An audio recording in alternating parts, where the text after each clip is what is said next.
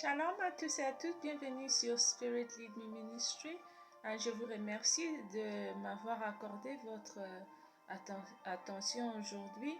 Je prie que je serai une canal de bénédiction pour vous ce soir. Avant que nous puissions commencer, aujourd'hui, j'aimerais vous inviter à me joindre dans la prière, afin que nous puissions tout recommander entre les mains de l'Éternel et que Baro Elohim puisse nous aider à comprendre et à saisir les messages que l'Éternel a pour nous aujourd'hui.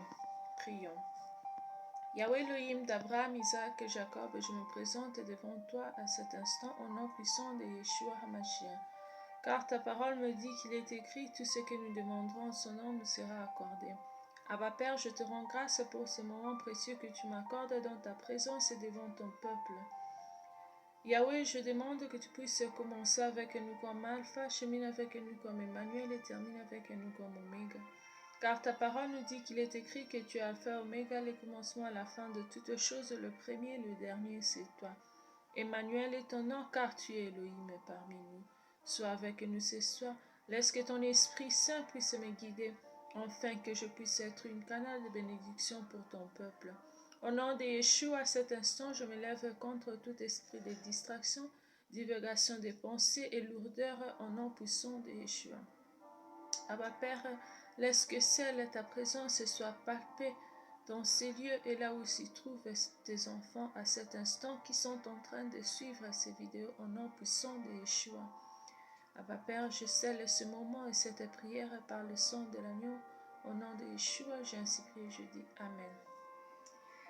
D'accord, comme j'avais mentionné la fois dernière, nous avons 3 dimensions ou 3 domaines, des points d'accès que l'ennemi utilise pour accéder dans la vie des gens, dans la vie des enfants de Dieu. Nous avons discuté sur le domaine physique la fois dernière. Avant que nous puissions continuer, je vais vous inviter à vous inscrire sur notre chaîne et aussi cliquer sur les likes et partagez-nous avec vos amis, avec vos connaissances, afin que ceux qui ont besoin aussi de cette information puissent bénéficier. Bon, aujourd'hui, nous allons discuter sur le domaine ou les dimensions de l'âme. Nous allons discuter et je veux vous inviter aussi à cet instant de pouvoir faire sortir vos Bibles, vos stylos et vos carnets, afin que vous puissiez noter des versets bibliques et aussi des parties qui vous sont clés. Ok, dans le plan ou dans le domaine ou les dimensions de l'âme, nous avons 2 parties que nous allons discuter ce soir. La première partie, ce sont vos pensées et vos intentions. Et la deuxième partie, ce sont vos émotions. Bon. Pour la première partie qui est vos pensées, vos intentions, nous allons lire dans le livre de Romains 12-19, Proverbes 14-30, Luc 12-15. Je vais lire premièrement Romains 12-19 au nom de Yeshua.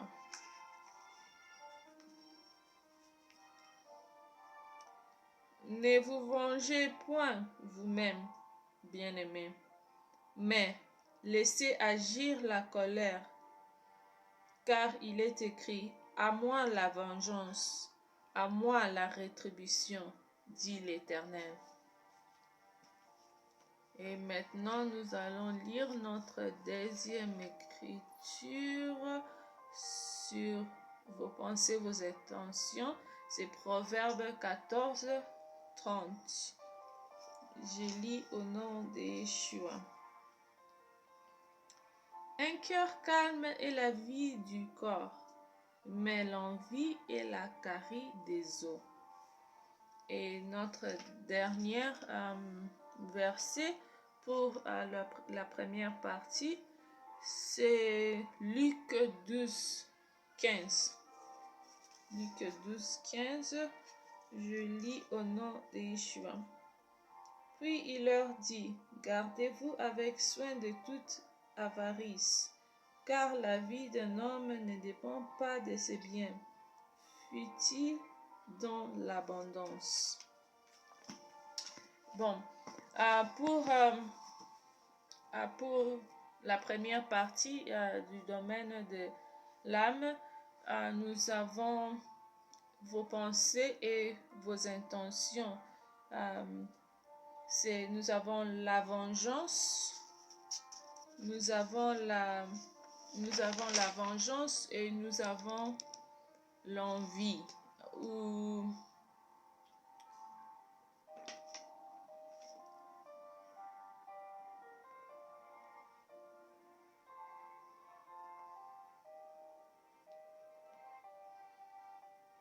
Nous avons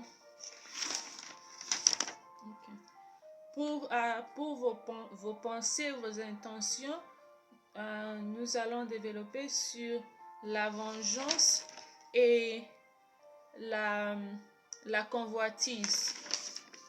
La vengeance, Elohim nous dit dans les Écritures que nous nous vengeons pas nous-mêmes.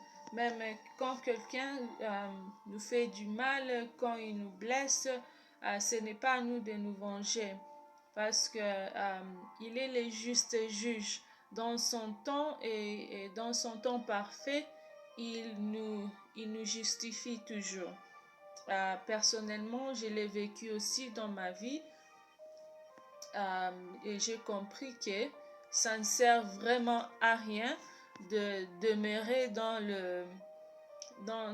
la vengeance, de vouloir se venger contre ceux qui nous font du mal.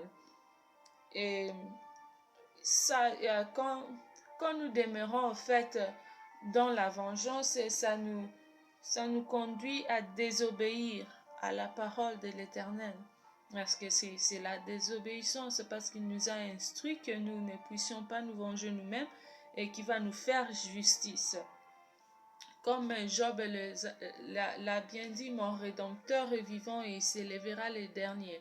J'aime bien ces versets personnellement parce que ça nous démontre que Yahweh Elohim, notre Abba, est toujours à nos côtés pour nous défendre et pour nous faire du bien et pour nous faire justice contre tous ceux qui se mettent à nous faire du mal dans la vie. Et le deuxième point, c'est la convoitise. Qu'est-ce que c'est la convoitise? C'est de vouloir quelque chose que ton prochain a, que toi tu n'as pas, qui n'est peut-être nécessairement dans ta destinée d'y avoir cette chose, mais comme tu as cette convoitise dans ton cœur, ça peut te conduire à vouloir ce que ton voisin a, ce que ton prochain a, ton ami, ton frère, ta soeur, et ce qui pousse en fait les gens à faire du mal à l'autre pour avoir ce dont ils ont voulu. Et cette envie, cette convoitise ouvre grandement la porte à l'ennemi de pouvoir inculquer des pensées négatives, des pensées, vos émotions Pour vos émotions, nous allons lire dans Psaume 37, 8, Ecclésiaste 7, 9, Ésaïe 43, 2. On lit Psaume 37, 8. Je lis au nom de Yeshua. Laisse la colère, abandonne la fureur. Ne t'irrite pas, ce serait mal à faire. Et le deuxième verset, c'est Ecclésiaste 7, 9. Je lis au nom de Yeshua. Ne te hâte pas en ton esprit de t'irriter, car l'irritation repose dans le sein des insensés. Et notre troisième verset, c'est Ésaïe 43, 2. Je lis au nom de Yeshua. Si tu traverses les eaux, je serai avec toi, et les fleuves, ils ne te submergeront point. Si tu marches dans le feu, tu ne te brûleras pas, et la flamme ne t'embrasera pas. Bon. Dans les émotions, nous avons la colère ou la fureur, nous avons la tristesse, nous avons la joie, la joie ou l'allégresse. Pour la colère peut te pousser à faire du mal à ton prochain, à faire du mal à ton frère, à ta soeur. Et comme quand nous lisons dans Genèse, nous voyons que la colère a poussé à Caïn de tuer son frère Abel. Et ce qui lui a au fait, ce qui lui a causé sa relation avec Yahweh Elohim. Et cette colère, ce qu'on fait au fait, la colère en elle-même, elle n'est pas un péché. Et c'est une émotion qui arrive. Mais ce qu'on fait quand on est en colère, quand on est en colère, c'est ça qui ouvre cette porte à l'ennemi d'entrer dans notre vie et de détruire et de voler et de tuer ce qu'il a besoin de faire dans notre vie. Dans notre vie, que ce soit physique ou spirituel. Donc, l'exemple aussi, un autre exemple sera de Moïse. Quand nous voyons, Moïse était allé à la montagne, quand de son retour, il a cassé le 10 commandements, et puis aussi les enfants d'Israël, quand les enfants d'Israël se plaignaient beaucoup, Elohim lui a instruit de parler au rocher afin que ça puisse faire sortir de l'eau pour les enfants d'Israël. Comme il était tellement fâché, ce qu'il a fait, il a frappé le rocher, et cet acte lui a fait rater de voir la terre promise. Donc nous voyons qu'il faut faire très attention à ce que nous faisons, ce que nous disons quand on est en colère. Et la deuxième sentiment, c'est la tristesse. L'ennemi, au fait, peut utiliser la tristesse par exemple, quand on perd quelqu'un de très cher. Oui, c'est triste, mais ce que j'ai personnellement vécu et compris dans ma vie, même quand on se sent triste, la meilleure des choses de faire, c'est demeurer dans la présence de l'Éternel, parce que ce que l'ennemi fait, au fait, dans ces moments, il utilise ces moments paralyser et pour freiner la destinée de la personne qui se sent triste et tu te retrouves, tu ne sais pas quoi faire, tu n'as même pas le désir de faire ce dont que tu as besoin de faire pour avancer dans la vie. Et ça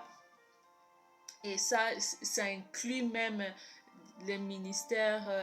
Tu te retrouves, tu ne veux plus faire le travail donc, que tu faisais dans le temple de l'Éternel, dans ta communauté ou là où tu vis. Et la troisième émotion, c'est la joie ou l'allégresse. Vous pouvez vous demander comment est-ce que la joie et l'allégresse est une mauvaise chose que l'ennemi peut utiliser pour nous détruire. C'est une porte qui c'est pas mauvais, c'est pas un sentiment mauvais. C'est normal de se sentir dans la joie, dans l'allégresse quand on est avec quelqu'un qu'on aime, un ami, dans nos relations amicales, intimes ou dans la famille. Le mal est que ce que nous faisons quand on est dans cet état. Par exemple, vous avez un meilleur ami et vous aimez beaucoup, vous retrouvez que vous êtes tellement joyeux quand vous êtes ensemble, vous arrivez à vous faire des pactes de sang. Vous vous blessez avec un gilet ou quelque chose et vous mélangez les sons en disant par exemple non, on serait amis à la vie, il n'y a aucun d'autre ami pour moi.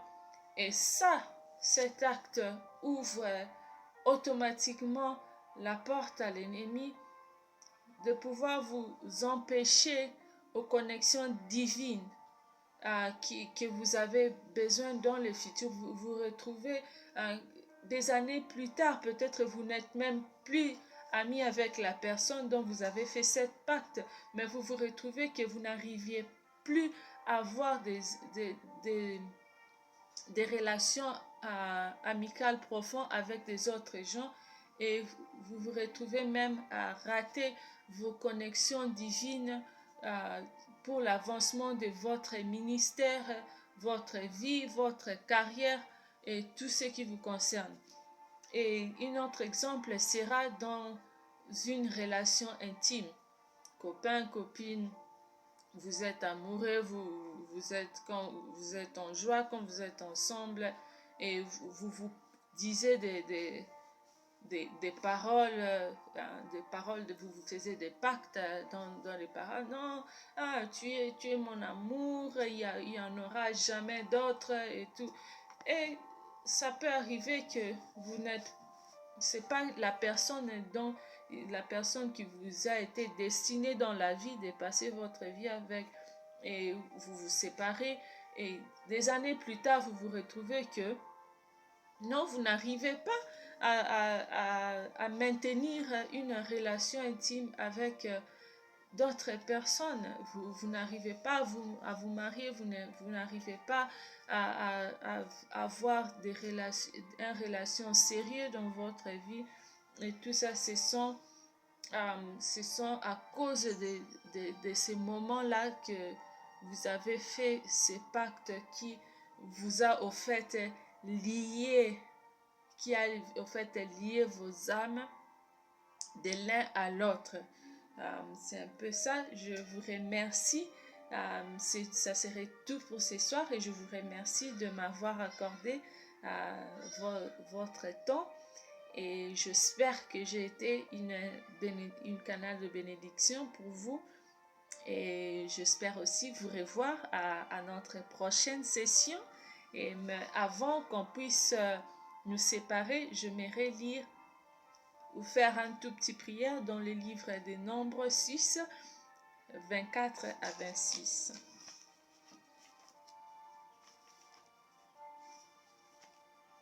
Nombre 6, 24 à 26, je prie au nom de Yeshua.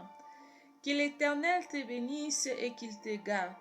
Que l'Éternel fasse luire sa face sur toi et qu'il t'accorde sa grâce. Que l'Éternel tourne sa face vers toi et qu'il te donne la paix. Jusqu'à la prochaine. Au revoir.